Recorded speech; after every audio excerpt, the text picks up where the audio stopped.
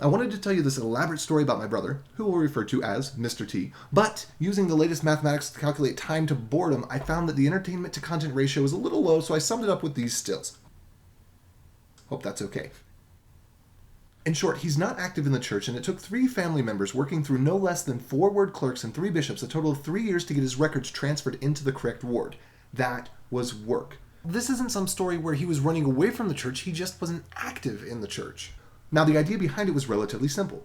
Meet the bishop, fill out the new member form, hand that to the ward clerk. The ward clerk enters it in the following Sunday. The records are transferred, home teaching and callings are assigned, said member gets invited to activities and fellowshipped. But the actuality was one that anyone in a singles ward is quite familiar with. Mr. T meets the wrong bishop. Family member sends Mr. T's info to the correct bishop. Ward clerk is heading off to a birthday party after church and doesn't get around to it that Sunday. The ward clerk loses the form at home, or is sick the next Sunday. Or it's the end of the semester and he's moving out. Or he goes home for a month. Or he gets married. Repeat steps 1 through now ad nauseum.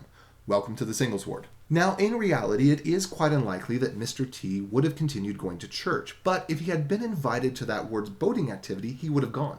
My brother may be allergic to penicillin, but he's not allergic to making friends and having fun. Even knowing that the covert operation is actually reactivity, who wouldn't play along to go boating? Now, there's a lot of parent effort in reaching out to those who are struggling and less active, and the Lord has asked us to solve problems by studying it out in our mind first and then asking for guidance. Studying requires data. How can we study data we don't have, or data that's in the wrong place? How can Mr. T's would-be home teachers pray about how they could reach out to him when they don't know he exists? Or if his phone number was updated in a spreadsheet that the Elders Quorum president created but the ward clerk never got a hold of and was never backported to MLS or LDS.org? The Lord's house is a house of order. There's no exception clause for singles wards, but I've gone through 6 years of members, including myself at times, implicitly considering the ones that get lost as acceptable casualties in the light of the fact that YSA is so transient.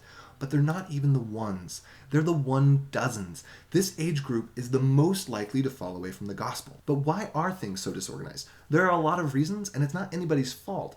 Here's one scenario. By the time someone, say a ward clerk, has learned their calling effectively, poof, they're gone. Moved, married, graduated, or even inactive. And it's not just a matter of better training. We need to make it easier to do the right thing in the right way. In fact, we need to make it easier and more rewarding to do the right thing than to do the wrong thing or nothing at all. We're counseled to read from the best books. If you read Joseph Grenny's book, Influencer, The Power to Change Anything, you'll see that getting people to do what you want revolves largely around getting the person to answer favorably to these 2 questions. Can I do it? And is it worth it? That's true of everything from overcoming the fear of snakes to completing home teaching. Let's turn back to the counsel of the Lord again, specifically the parable of the unjust steward.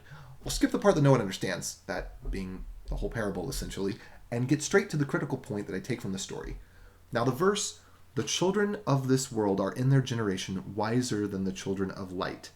And then following, make to yourselves friends of mammon of unrighteousness, that when ye fail, they may receive you into everlasting habitations.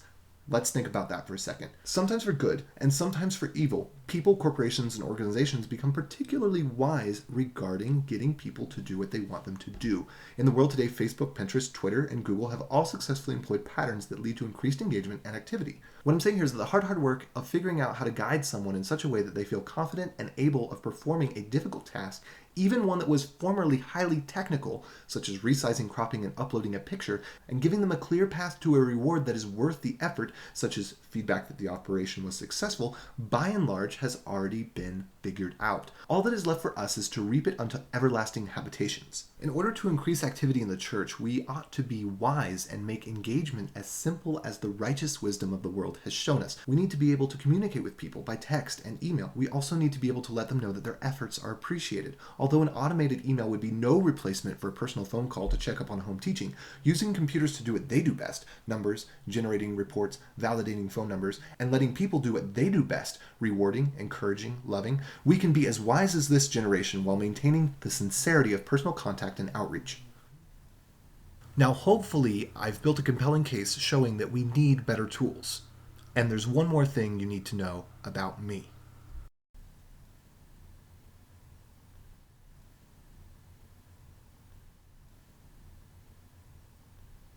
I am an artist.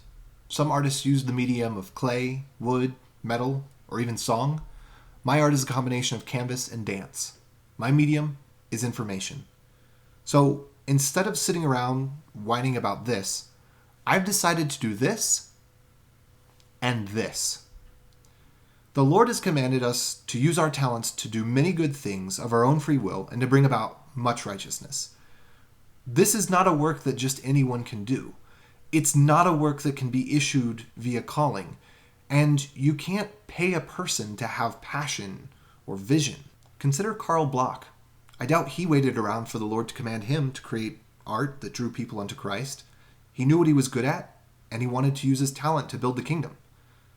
So after 6 years, I've finally decided to stop being slothful, to stop waiting around for the Lord to command, and for the next several months, or however long it takes, I'm using my talent, my art, my gift, to do a work of heart, a work of soul, for which I am uniquely positioned, to bring people unto Christ and to bring about much righteousness.